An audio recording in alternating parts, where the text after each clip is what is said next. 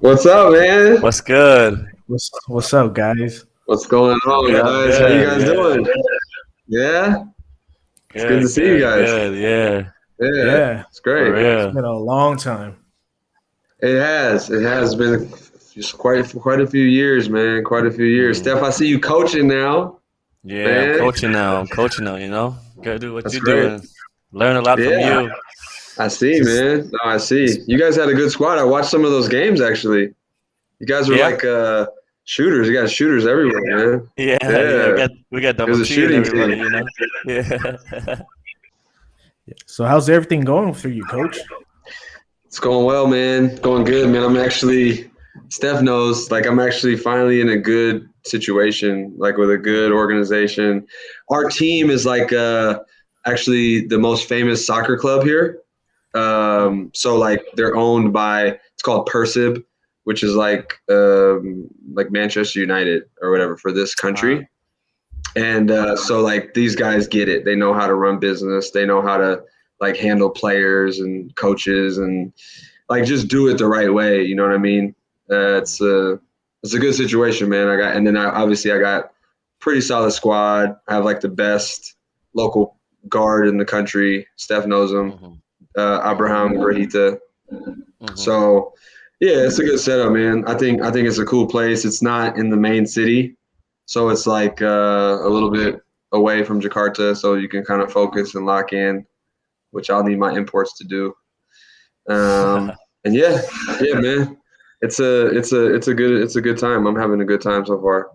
That's How's it good, going in man. Vietnam? You want to take that, Grady?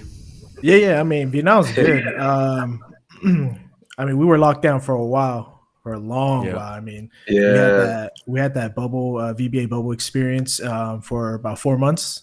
I think we started in June, ended in Okay. September.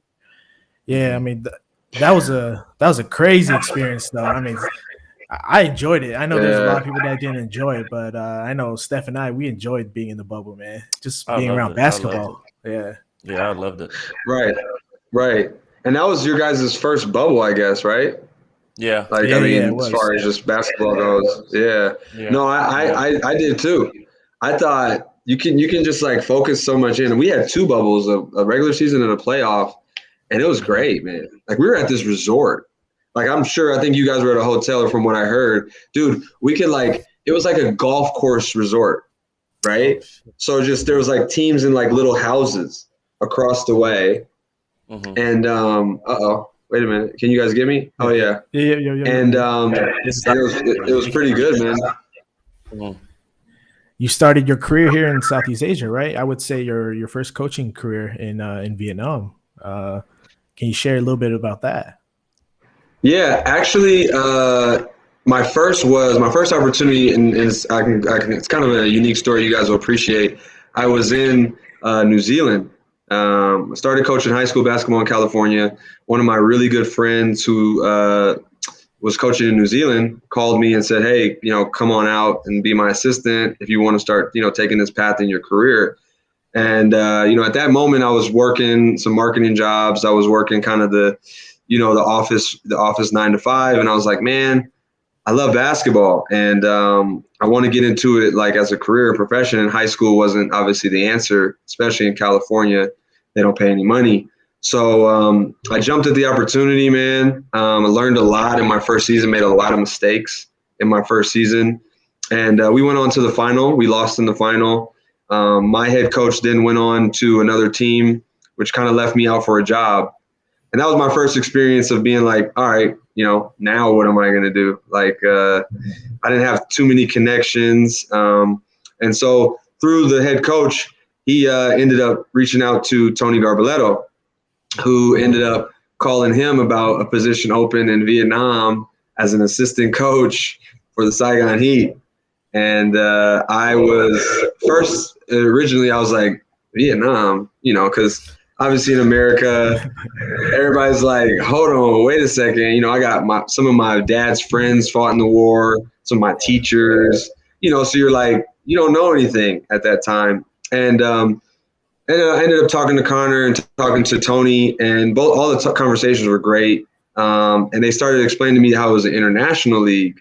So that intrigued me more. And once I heard that the ABO was International League and we can travel around and kind of like Champions League of Asia, I jumped on the opportunity to come, man. So that's kind of how I got there. And then from there, it just kind of opened up, and that's what it was. So Yeah, I would say you were there when you're like the pioneer, pretty much, modern day Vietnam basketball, especially with coaching. I mean, it was crazy at that time. A lot of uncertainty. Yeah, no question. I think Steph knows this as well. Like, we got there at a time where it was just starting to grow. It was just starting to. It was really at the infant stage of basketball, and I think with the structure of Henry and Connor trying to bring basketball to Vietnam, and then obviously the expertise of Tony, myself, and the players that they brought like Steph and David and some of these guys.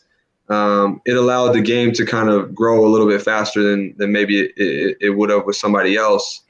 And yeah, man, I thought it was an amazing opportunity to kind of grow the game in a country where is known not even close to know anything about basketball. I mean, I met so many kids and so many people that they would come to a game and be like, oh, it's my first time ever even seeing basketball.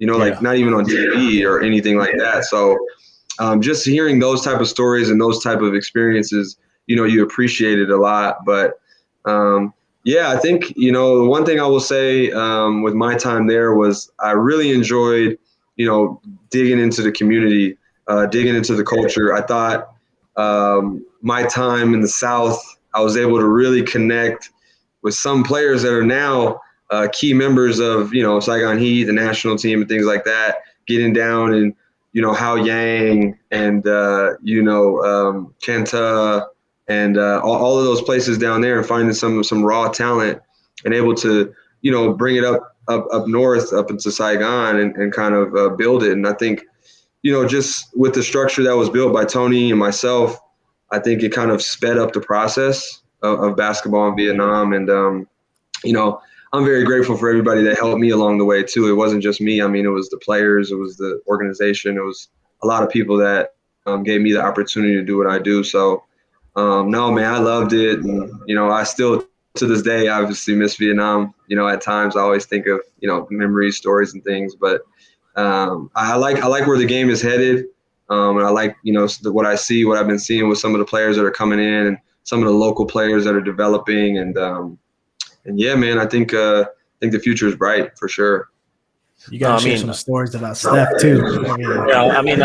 I still remember because I remember I came there quite early and we didn't have much of the place that if you look at Vietnam, how it looks like right now in the basketball landscape, you wouldn't have a place for us all to gather. Like if we didn't have the access to the CIS court as it was back then, we wouldn't practice. Like Exactly. As if you look at right now, where you could step out of the door, you could choose 4, 5, 6 places to go to, and that's just the luxury we have now because of the foundation that we built back then, and that goes all the way back to what Henry built and people before that too with the federation. So I'm saying I still remember those days. To look back now, I don't think we will understand it until 5 to 10 years after this, as well as we see it grow even more. So I feel like we're still in the beginning stages when it comes to that. I agree with you, man. I think that's well said. I mean, that's something that I've been seeing more and more, like you have in the gym. There's other people, trainers, there's all these basketball trainers now in Vietnam. And I'm like, wow, like back when we started, it was just like me, training you guys. And then, there's high school coaches and different things like that. But like you said, there was no courts. I mean, there was times where, we didn't even have places to practice, or we had to reschedule or move practices and things because CIS was a school and it wasn't necessarily available, or we had to use a court that just wasn't, good enough for those standards. And now I'm seeing all these different places, all these different beautiful courts and things, and just the basketball. I think the buzz is really starting to roar around Vietnam and around the city of Saigon and things like that. And so that's what I love to see, is just the growth. But you are right. I mean, it's obviously still in the infant stages, and there's so much more to do, so much more to grow. But you guys are helping that process, and and it's going well from what I see. So Yeah, I mean, you being in Indonesia, do you hear yeah. anything, people saying about Vietnam basketball? So a funny story, man. I actually the reason I got to Indonesia was because I won, obviously, or we won the VBA championship that year, and then from that, Vietnam beat Indonesia in the Sea Games, right? You guys beat Indonesia in the Sea Games, and it kind of just left a lasting impact. So when I got there, obviously everybody's like, "Oh man, Vietnam, like the basketball's growing. You know, you guys beat us." They were all shocked, right? They were like, in the past in the Sea Games, they would beat Vietnam by 40 and 50, 60 points, right? Like huge blowouts. And they would tell me that, and they were like, this time around, it was so much different and greater, and they just had a lot more respect for it. They thought we were doing it the right way, just like kind of the cutting edge where we're bringing, expats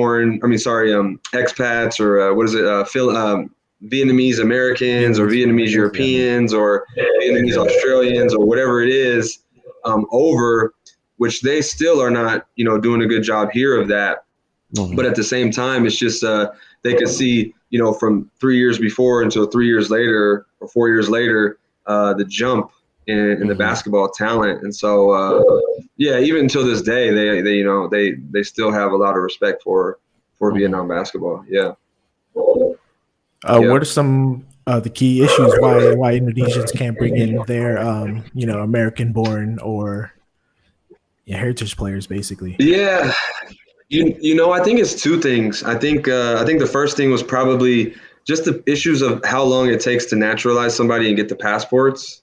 It's way more difficult here. I know for quite a time when we were kind of rolling along with Saigon Heat, we were able to kind of issue them, decent, pretty quickly out to the guys. And here it's just like a whole year, even 2 year process in order to even get that. And they're quite strict on those things. And then I think the other thing is, which I'm going to try to bring here too, and Steph knows this, when we threw that camp in LA to get Tom Dins, to get Justin Youngs, to come, Tony, myself, and Connor, we threw a camp in Los Angeles and ended up being, multiple players that are then playing the VBA.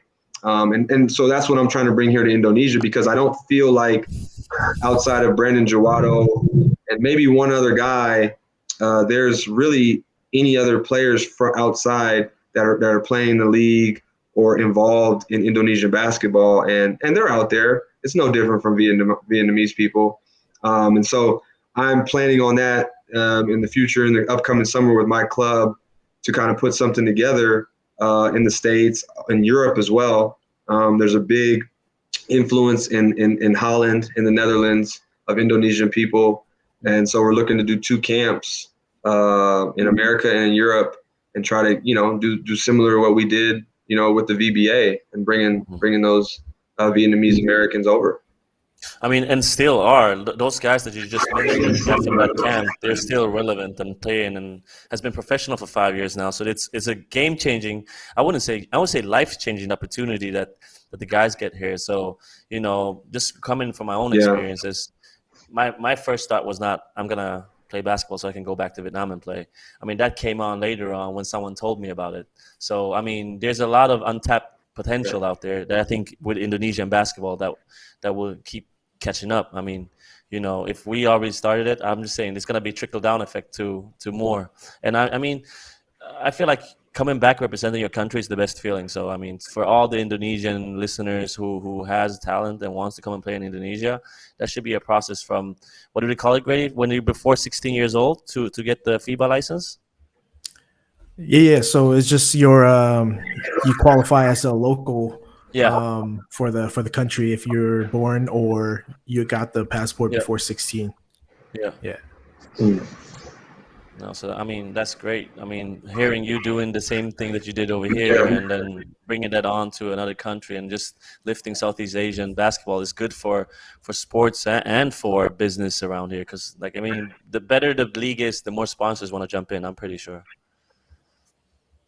No question. No question. And I agree with you. And that's what I mean. Like, I've told that story that you just said about Tom and Justin and these guys, that, I've played, multiple Vietnamese caps. I've played ABL now, played VBA or like big figures in Vietnam. And it all came from a camp, man. It all came from us putting the word out, on the internet and kind of, putting that out there, and people showed up, and it was quite the experience. And so that's what I'm looking to do. It's funny that you said that, Grady, about the 16. Just reminded me that the one thing that they have done here in Vietnam is they brought over Africans at 15.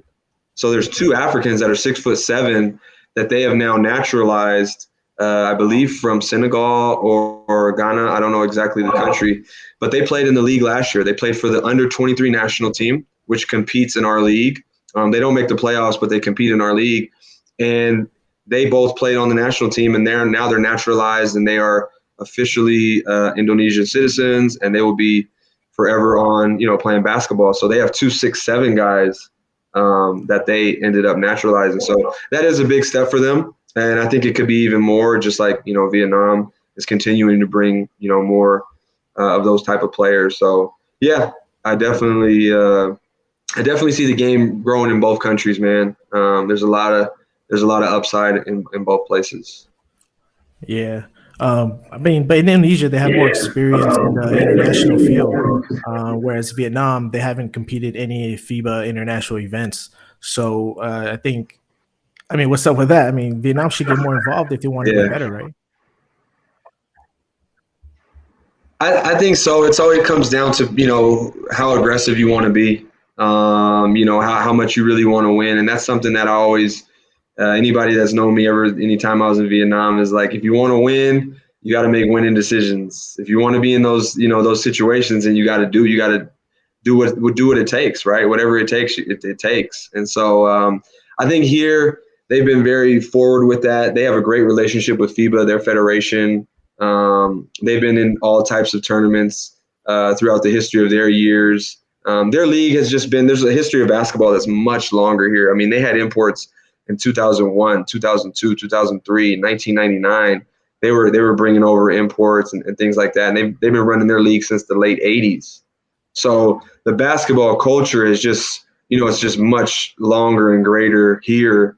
And that's what we're talking about. Vietnam is continuing to still grow. I mean, Vietnam really didn't start, truthfully, like I think, until like the late, 2010, 11, 12, in that area is when it kind of really started to, begin. And so that's kind of where they have the advantage, where they've played a lot of FIBA matches. They just had played the FIBA qualifiers against Lebanon. Didn't go so well. But, they are in that light. And I think Vietnam still has a way to go.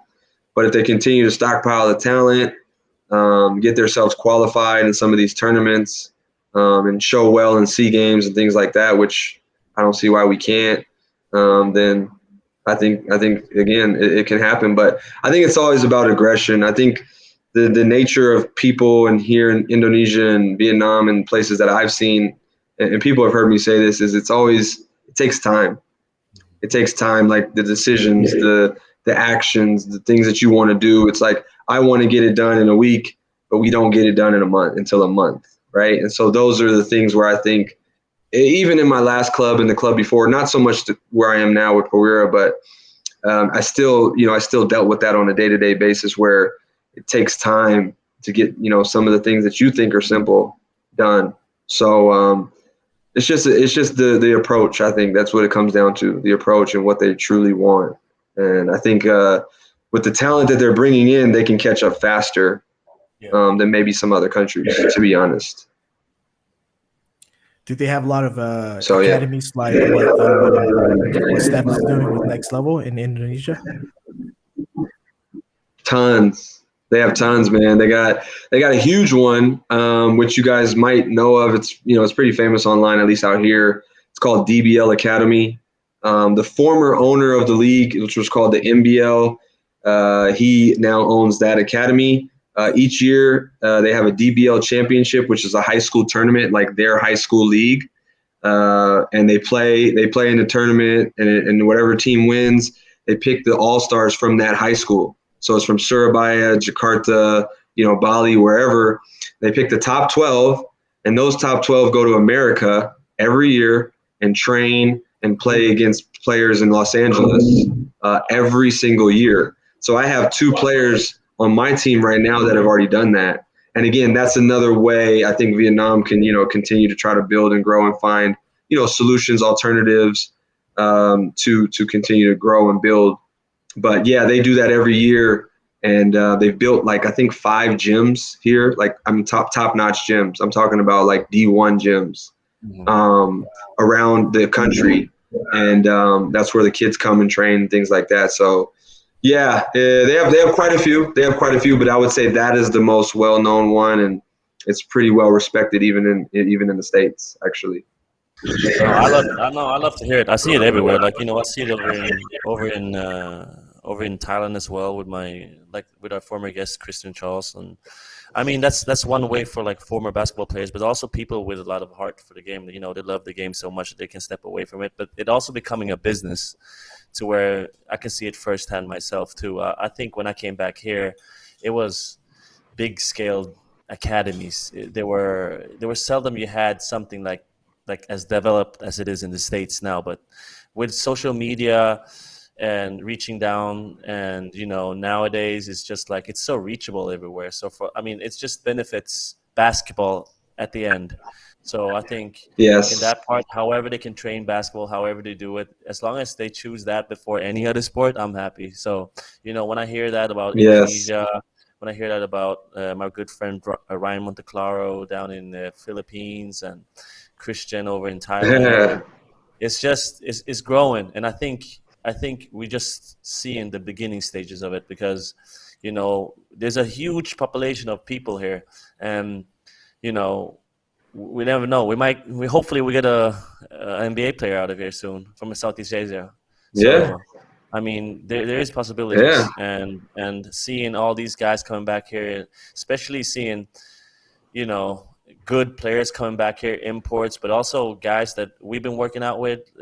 One to mention would be Christian Juzang. When he came back here, he was like, wow, this is really good. I didn't expect this when I came back to Vietnam. Nobody was telling me about this, but I just feel like the foundation that we talked about beginning on, with what Coach Dave and Coach Garbalotto and Coach Khan really did by going out to those smaller clubs out in the Ho Yang and Sok Chang, and what we see right now with Wokim Ban and Phu Vin.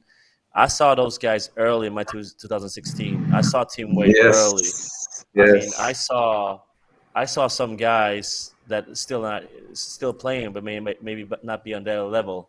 But what I saw was that I saw Coach David, Coach Tony, and Coach Khan really believing in them since day one. That the foundation that I believe that firsthand, that I saw it myself, seeing Tim Whale, seeing Wokim Ban, seeing Phu Vin, seeing all those guys coming in as 16, 17 years old with guys like Lenny Daniel and Moses Morgan and all these experienced guys, David Arnold and everything. Back then, I gotta say, it was hard to see it. But what I also knew is that we had 3 coaches that really believe in the development of Vietnam basketball. So, you should give a lot of people credit, but from what I saw myself with my own eyes, was that I really saw them coming out of that program that you guys started back then, and I think for them themselves right now as well, they would probably say the same thing, because it was rough for them. And as much as I love you, Tim, like the screens that you set on me back then, they were not nice.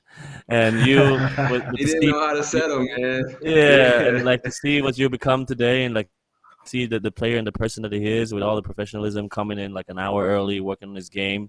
That comes from all those reps that you guys put up. That that culture that we had, that was there for a long time. So I think that foundation that you guys built is still instilled in them, because they are still great guys. I see them a lot, and I can tell they're gonna be here for a long time. No question, man. No question. I couldn't agree more. Go ahead, Grady. Go ahead. Yep. Oh no, I was just gonna say, from a media perspective, I started covering in Vietnam around 2015, and those guys were young at that time, and like kids, they didn't know what the hell they were doing, and to see them progress 5 years later, they're like men now. They battle, they compete. But the thing is, they're still under 23. Well, except for Tim, he's getting old. He's an old man now. I know. Right. No, Old but Tim. Imagine that. Yeah. yeah. No, I was telling a lot of the fans, Tim, something that you can't teach is size and strength. I mean, that guy is a beast. I mean, it took Fu Vin a long time to develop, but Tim was there. I mean, he knew what to do. He knew he Yeah. just had to compete against imports and the big guys. No, but the thing and is, the thing what people don't know is that I feel like Tim took the biggest leap under his first championship year, where Coach David was the coach as well.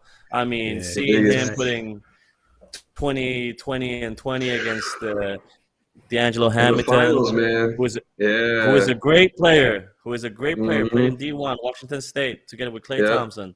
People tend to forget this stuff, but I was there.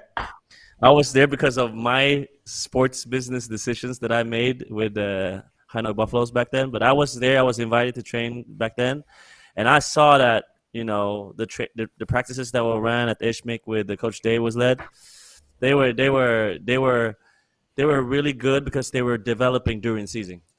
Yeah. He didn't, like, most of the coaches tend to go away from development during the season because you don't want to gas out your players for playoffs. You want them at their best at the playoffs. But some stuff that we did back then, and I was like, wow, Yeah. still doing the same foundation, same stuff. And I think there's a lot of stuff that people are missing out on that they don't see. So yeah. Yeah, man.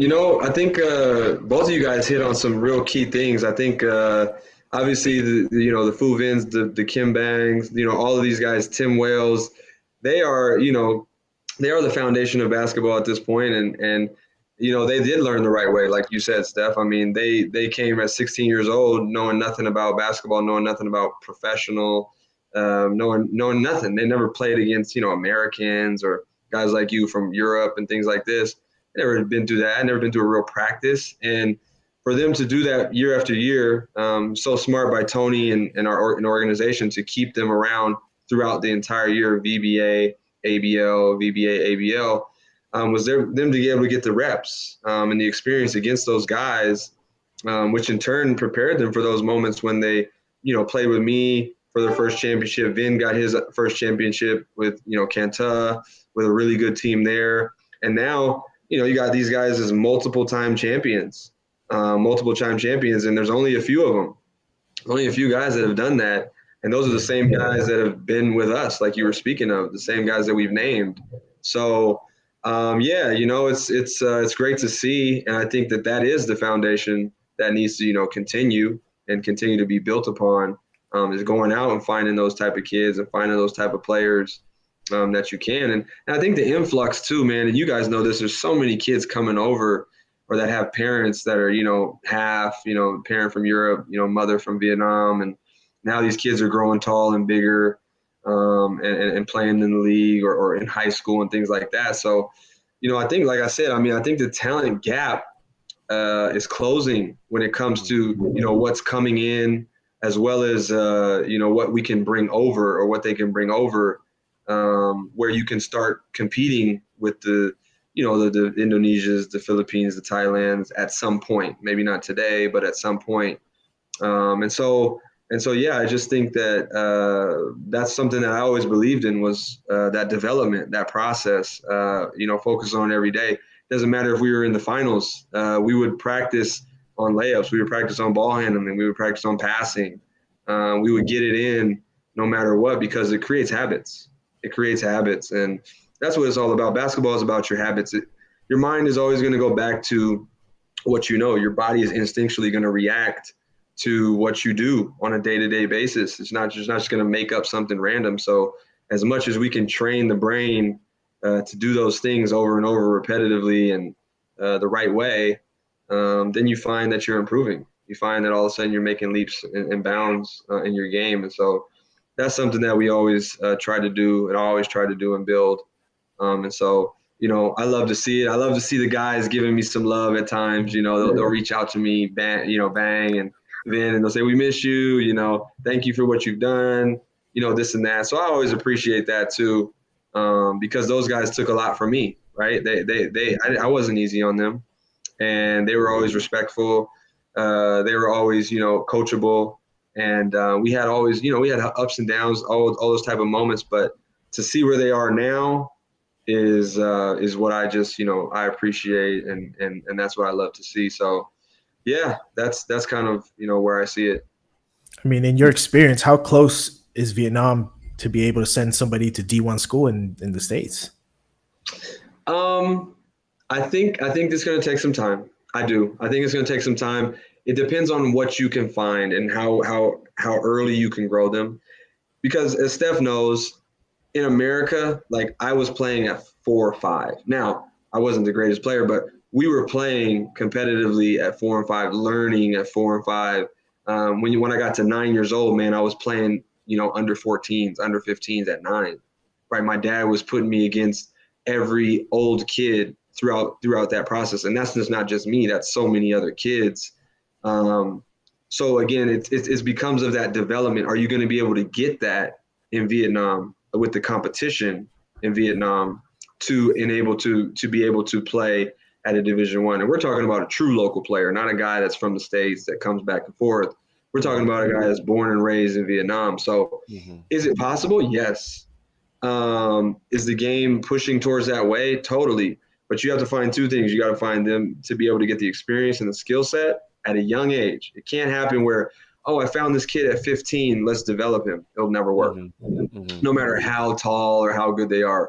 It's got to be at like 7 or 6. And Steph has had a kid since he was 7, and he's developed him all the way. Maybe Steph has sent him to the States, to Europe every summer. You see what I'm saying? Where he's constantly getting, maybe he takes a year and goes and lives in Europe or America for a year and comes back, right? Those are the ways that you'll be able to get that player ready and prepared to play in college basketball, NCAA, whatever division it is. And then I think the other side of it is obviously the genetics. I mean, naturally people are smaller. I think obviously there's Steph's tall, there's Vin's tall, there's people that are tall, there's no question, and more that you're finding. But you do have to have some sort of size to obviously play the game. So yeah, that's kind of what I would say. But it's possible. I just think you got to get them at a young age, man, and you got to get them out and experiencing the world outside of Vietnam to where it's more competitive. Yeah. No, I fully agree. I think what we're missing right now is consistent exposure camps. It's consistent, consistent competition for the youth players. Because right now, we when we talk about basketball in Southeast Asia, it's mostly men, professional leagues. But I don't see, like an AAU circuit here in Southeast Asia or in Vietnam, like where they can, prove themselves and, on a consistent basis, where they feel a little bit of pressure. They feel a little bit of pressure to play good in front of scouts or play against competition as good or even better than you. So, I mean, I think that's what's missing right now. Maybe, hopefully we have someone want to invest in it. So I think that moves us into to sports business, right? That moves us into sports business. So, I have a question. Go ahead. No, go ahead. No, go ahead. I have a question. I have a question for you regarding that in terms of sport business. Where do you see basketball as a business moving forward in Indonesia, Vietnam, and Southeast Asia? Like, what do you project will happen in 10 years, 5, 10, 15, 20 years from now? Yeah. I think it's going to be on the rise, man. I do. I really do. I think the combination of the basketball academies that are growing, the competitiveness, the love of the game from just the people, the people in the communities, how you just see people playing basketball so much more now everywhere on the streets. Obviously, before it was always people playing football, soccer, those things, and now you're seeing there's a basketball court everywhere. There's people with basketball jerseys. So that's that type of love for the game and the growth of it is number one. I think the next thing is going to be just the process of the half breeds or the full breeds that live somewhere else that come over and play and what the countries allow, how many they allow to come. What's the process of it? Like I said, Indonesia is a little bit more strict with it. Maybe they'll ease up at times when it comes to basketball. Vietnam, I think they have a good, finger on it. And so as you continue to bring those people in and mix that combination of the love of the game, people being dedicated, putting their time to it, I think in 10 years, man, you're talking about, Vietnam and Indonesia and places like this rivaling Philippines. I mean, no question about it. I think where you're talking about who is the best in Southeast Asia, and getting respect maybe on a even broader scale where you're going out and playing other countries from other places, maybe like New Zealand, and you're competing, with them. Now, again, those are high hopes and those are high goals, and things would have to happen with it. But like I said, if you mix the Americans and the Europeans that come from Vietnam or Indonesia with the local talent, I mean, it could be right up there with anybody. And like I said, the curve can be, can be there quicker, right? The curve can be there quicker if these places are able to bring this talent and these people from other places there faster. I mean, a prime example of what you talked about was Christian Juzang. His brother, albeit he probably will be an NBA draft pick, albeit Johnny Juzang, he'll probably be maybe pushing for the USA national team. Who knows? Yeah. Okay, but let's just say you get players like that end up saying, all right, man, maybe I'm on the outside looking in for the USA, and I want to go back to Vietnam and play. And they're playing against the Philippines. They're playing. You get 2, 3, 4 guys like that. I mean, you're competing against anybody, man. You're competing against anybody in this region, So I see it growing, man. And I see the businesses growing. I see the basketball growing. That's why I've been enjoying my time over here. Yeah, it's probably going to take step by step. I mean, instead of aiming so high like the NBA, maybe they can start with like the P League, for example, or restart ABL for these local guys to really compete against the other countries. I mean, Taiwan's doing a great job on doing their own local league as well. Totally. They are. They've really, because if you remember, they used to come to all the ABL games with the cameras, and they were meeting with Connor and some of these other guys, and they were trying to figure out the model. And even they came to a VBA game one time, I remember. So they really studied. They really did a good job, and you can tell the marketing's outstanding. They put a lot of money into it. They've got the owners, and they're doing a great job with it. And so I think IBL is too. I mean, we put together a successful bubble. The previous seasons we had 3 imports. This year we got 2 imports each. So the game is continuing to grow, and people are continuing to get to play against that higher level talent, just like Vietnam did last year in the bubble with 2 imports for the first time. I thought the basketball, me just watching the game, of course, it's not the greatest, but it was probably the best talent because of the imports that I've eever seen in the VBA, truthfully. So that there is a step forward, No, I agree, because I'm a firm believer in when you put a good product on the floor, people would come through the door. Like if we had that bubble open, like people would come through the door. You would have jersey sales, you would have, ticket sales. Like sponsors would come more. Like I feel like having 2 imports in a league, like I would say VBA is a development league in terms of like in the Asian comparison. Yes. Having 2 imports changes the game. It gets everybody from local player, heritage players, even the coaching staff on on a level where we can run stuff differently. We can do stuff differently. There's a certain understanding for it where it benefits. Of course, it takes away playing time from a local player or from a heritage player.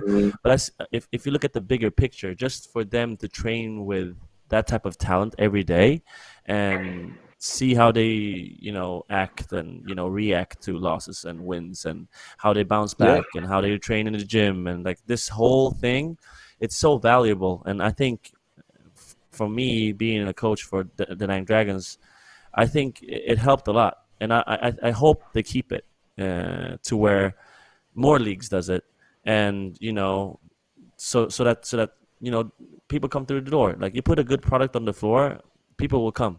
I'm pretty sure. Yes, that's very true. And when you're talking about a business standpoint, I mean, 2 things about it. Number one, I think what Vietnam did a great job of initially when they started their leagues and doing things is they built up the players. The players were stars. And Steph knows that for firsthand. I mean, him coming from where he come from, and then he comes here and he's like this, like, fandom. Yeah. I mean, people are all over him, people all over David Arnold, people all over Tom Dinn. And so as a player, I mean, that's very intriguing to come out here and kind of, not necessarily recreate yourself, but kind of build something for yourself and say, hey, look, maybe I'm average over here, but I'm, kind of awesome over here. And it kind of could change your life. And I'm not just talking about just for the foreign, Vietnamese people. I'm talking about even for the locals, right? They're starting to grow. I'm seeing, guys with some deals and things, they're posting things, and that's awesome, man. The game is really growing from a business side as well. And to your point about the imports, I would say, anybody that would argue about a player that doesn't play or a local player that doesn't get as much time, I would say, well, number one, some of them aren't ready. And number two, like you said, like, you're gaining experience playing with multiple players that are trained in the States, that are from the States, that are playing high-level basketball. You would want that rather than playing by yourself and not knowing if you're getting better. Yeah. Like, if it's just all Vietnamese or all Indonesian, for example, you don't know how good you are. You don't know if you're at that level that maybe you want to be at. And as an organization and as a coaching staff, you don't know that either. So now you're going up against, like you said, when Tim Whale gets to go up against Lenny Daniel or anybody, all these locals get to go, they get to see, okay, am I at this level or am I not at this level? And where do I have to go to get there and learn from them? And so I think it's great to have, multiple imports in any league in Asia, because it just makes the game so much better, man, for everyone, everyone. So, yeah. Yeah, talking about like the brand deals. I mean, before you get small little like milk cartons kind of brand deal, like what, Vina Milk here, but now you have Gatorades coming in Vietnam. Yes, Yeah, that's right. That's right. No, but for real, I think I was the first one to get these stuff over here, and I can still remember to this day. Yes. Like Nike and like all of this stuff. We talked about it on the last episode about the importance of the mistakes I did, and the stuff that I want to teach the next generation of players. Not only even the players that play, they come to me all the time like, hey, I got this brand, they're reaching out to me, what should I do? What I always tell them is, see this as something you put in your portfolio. I mean, maybe it's not a lot of money now, but see this as something that could be a seed that you will harvest later. Like for me, first of my brand deals was just like, it wasn't really much money, but it later turned on to where I could choose later on, okay, do I want to take this? Is this good for me?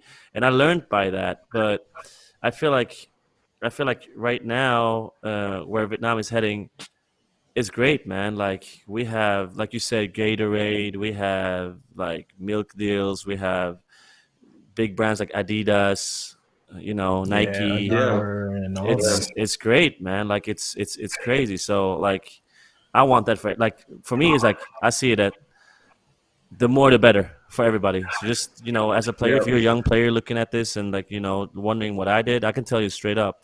I mean, I took everything I could, because that built up my portfolios for the next and the next job. They know that, oh, you know what, he did shoot a TV commercial. Now we can pay him a little bit more. Now we can pay him $2,000, $4,000, and then you actually can make a quite comfortable living off that. So I mean, from my standpoint of all of this, hey, the more the better when it comes to the brand deals. Yeah, no doubt, man. And that's something like you said. I mean, I've seen it from when you started all the way with Dave, and now all the way what I'm seeing now is just continuously growing. And people are finding more interest because of the marketing of the basketball, right? The marketing of the basketball, it's on TV. People are coming to games. They're like, wow, what is this? People flying around, dunking, shooting threes. Crowds are going crazy, things like that. And people are interested. I want to be a part of this. I want to be involved in this. How do I, get my foot in the door here? And so that's kind of, how I think it comes about. And then when you're talking about the player, I mean, like you said, I mean, you take those deals. Maybe it's a low deal. Maybe you're not getting much. Maybe you're just, the face, and you're getting the item for free. But like you said, as you do that, you can brand yourself, you can market yourself, and then the next company sees that, the next place sees that, they're like, who is this dude? Who's this guy? Let's go talk to him. Yeah. And it just grows from there. And so there is, people have asked, I remember back in 2015, 2016, well, is there money outside of, basketball? How much are you making? You're not making much, whatever. And now I feel like you can tell some of these people, even here, I mean, we got players, sponsored by shoe companies. We got players with their own shoes. We got players sponsored by Nike and, everything. Milk, like you said, milk deals. And now they can make real money, man. Like, their contract might be this, and they might be making more than their contract outside of sport, outside of the game, Yeah. And so, yeah, man, it's there. It's continuously growing. People want to be a part of it.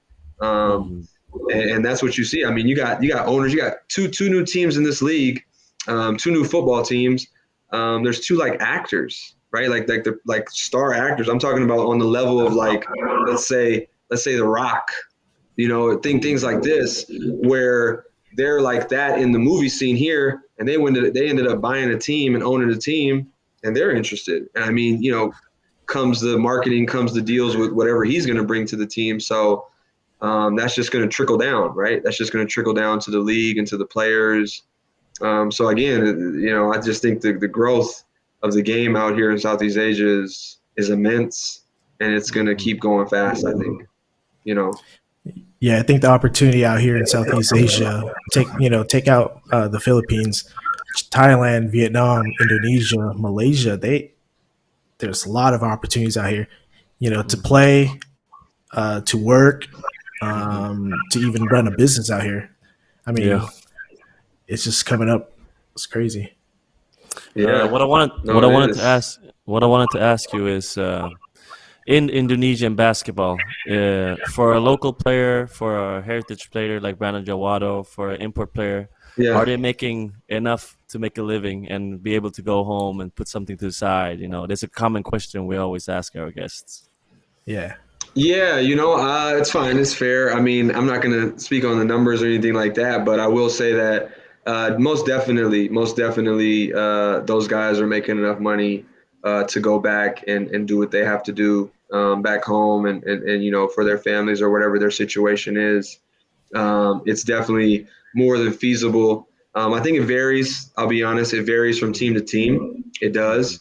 Depending on, the status of the club, the owner of the club, whatever. But overall, I will say that it's definitely enough.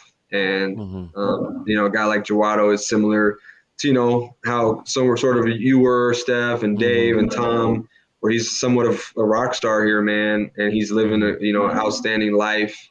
And he's got a bunch of deals. He's got a bunch of sponsorships. I mean, it's ridiculous how many he has. So, yeah, they do make enough. And like I said, I probably couldn't say that 5 years ago, 6 years ago, but now I think, more businesses are starting to dive into this game, and they want to be a part of it, There you go, man. You heard it here first from Coach Dave.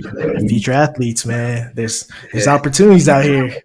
There is, man. There is. It is, man. So all the young kids from Vietnam and Indonesia and that want to come out and play basketball and just keep getting better at it, man. Keep working at it, and there's always going to be opportunity for you.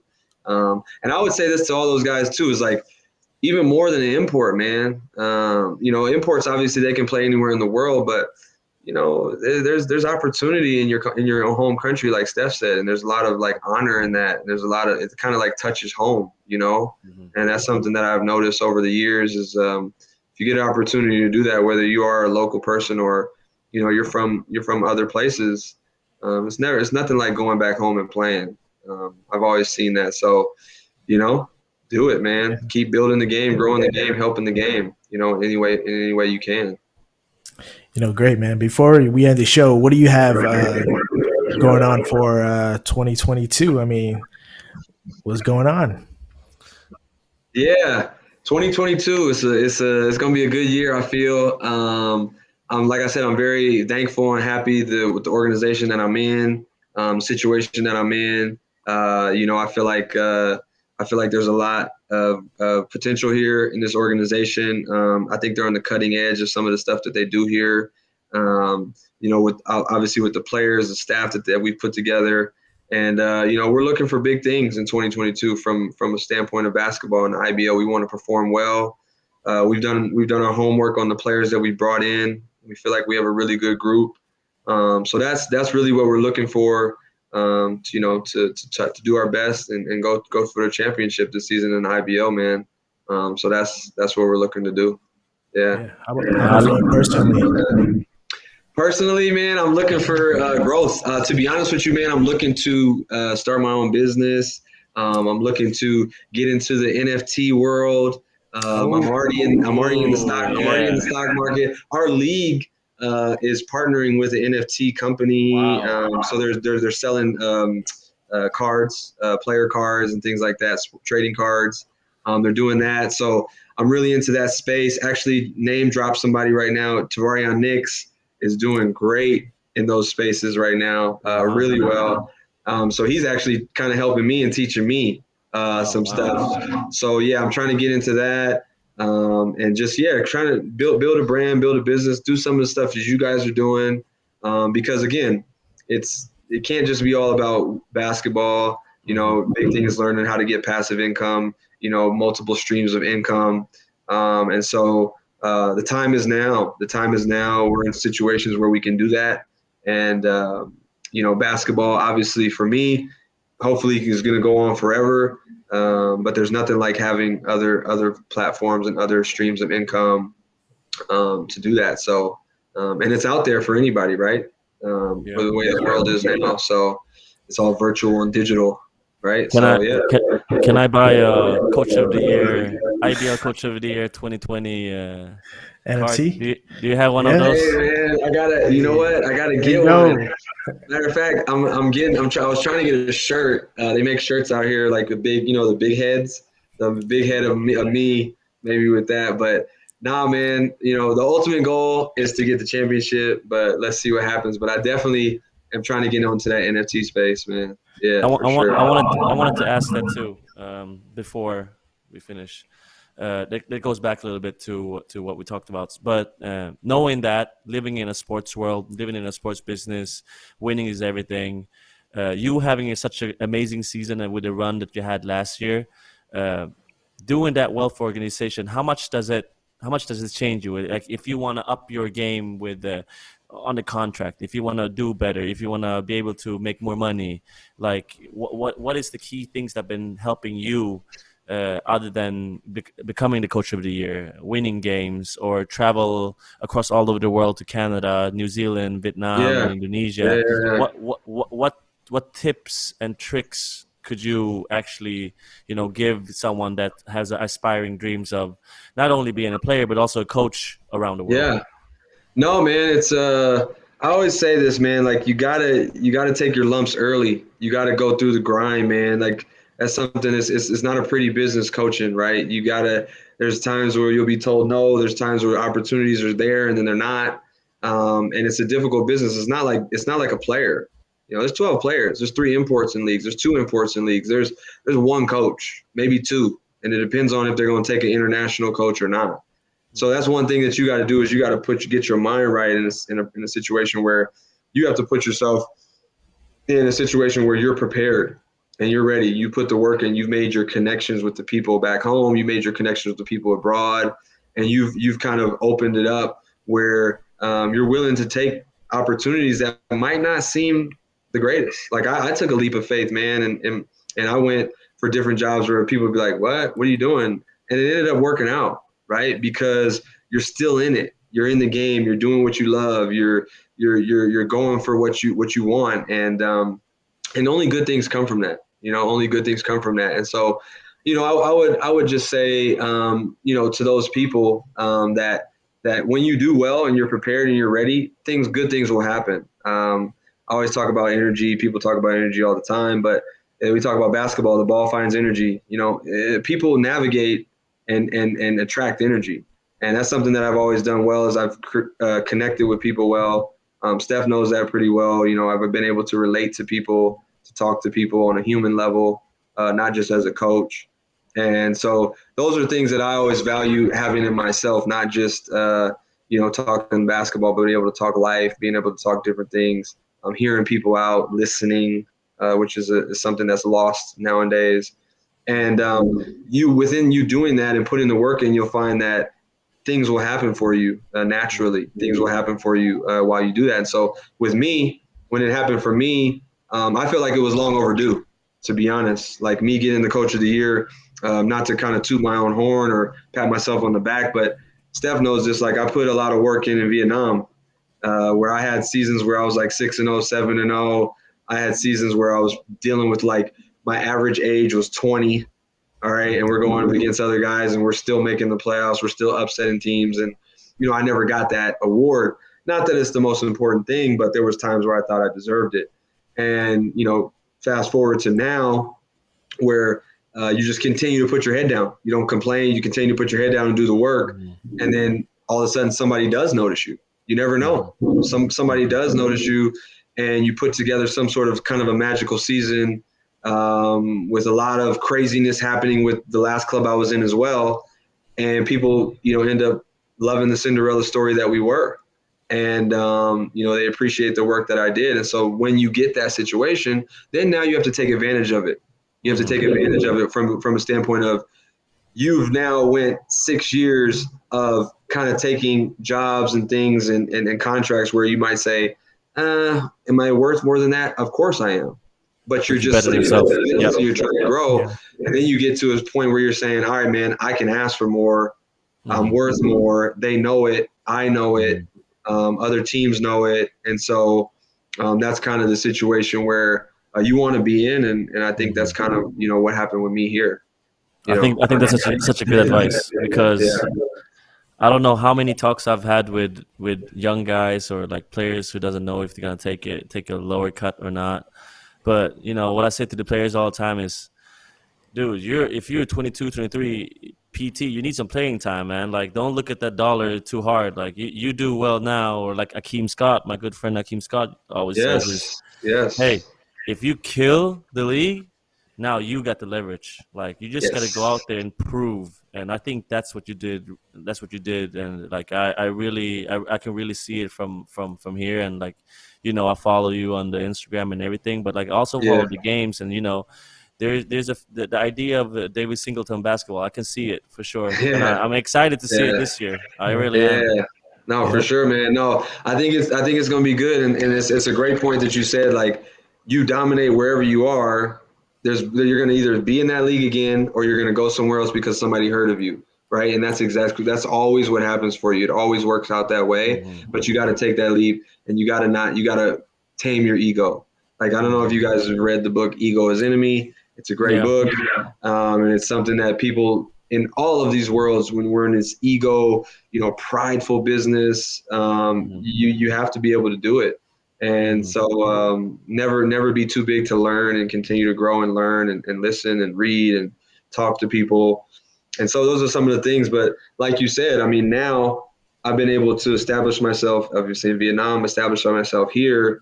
And people know of me. They're like, oh, man, this guy, he can coach. He can do these type of things because of all the work that I put in, man. It wasn't easy, right? It was a process. And I'm at this point now. But for me, like, I'm at this point now, but I still feel like I got way more to go. And I got so much more to prove. And I want to be even better than I was last year, this year, So that's what I hope, can inspire some of the kids, the people that are listening, kids that are, out there, want to play basketball or wanting to be coaches, is never be too big for what you're trying to do, and always be able to, humble yourself, be in a situation where others might say it might not be, they might not think it is, it's not the best situation for you, but it might be. It might be. You just don't know. But take those chances, take those risks, take those leaps of faith, and I think you'll see that good things will come from it. Mm-hmm. Great, man. I mean, you guys heard it here. Thanks, Coach Dave, for sharing your sports biz experience with us, man, and your insights. I mean, man.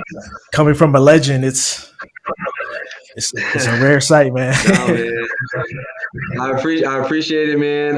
When you guys, told me about this, I was so happy to be on the call with you guys, and I always miss Vietnam. I tell people that all the time. It was one of the best experiences of my life.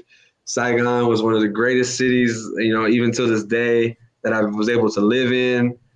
Just the people that I still am able to keep in contact and friendships that I have. And so, yeah, man, no, I appreciate it. I think what you guys are doing is next level when you're combining the two. Keep up the good work. And I always got love for Vietnam and Vietnam basketball, man. No, man. Yeah, before we end it as well, I mean, there's going to be in future episodes where we talk about crypto, blockchain, and NFTs in this episode and how it affects the sports business. So you guys need to catch that future. No, that's what I'm saying. Like, I think you guys are on the cusp of doing something really serious here, and I'm just learning about those cryptos and NFT things as well. So I'll definitely be tuned into what you guys are doing, and I'll be telling people to make sure they follow you and tune in as well, because that is the wave. That's where it's going, and money is everywhere, and it's out there for everybody, Yep. man. Yep. So So my thing is, what coin do you believe in then?